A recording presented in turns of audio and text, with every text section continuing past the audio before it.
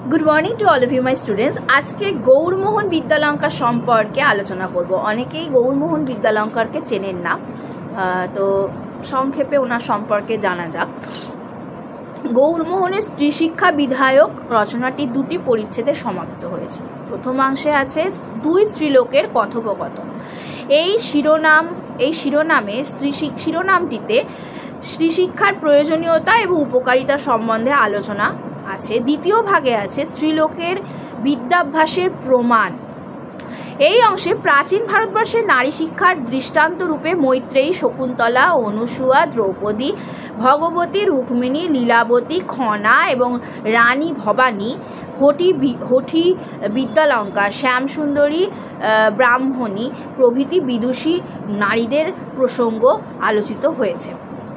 গৌরমোহন লিখেছেন যে যদি বলো স্ত্রীলোকের বুদ্ধি অল্প, এই কারণ তাহাদের বিদ্যা হয় না, অতএব পিতামাতা ও তাহাদের বিদ্যার জন্য উদ্বেগ করেন না।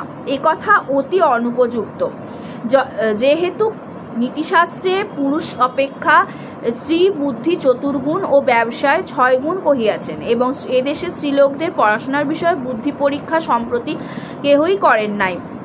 গদ্য রচনার ক্ষেত্রে রামমোহনের দ্বারা প্রভাবিত হলেও গৌরমোহন বিদ্যালঙ্কার এই কারণে স্মরণীয় যে তিনি সর্বপ্রথম বাংলা ভাষায় স্ত্রীশিক্ষা বিষয়ে লিখিত আলোচনার মাধ্যমে শিক্ষিত হিন্দুদের দৃষ্টি আকর্ষণ করেন।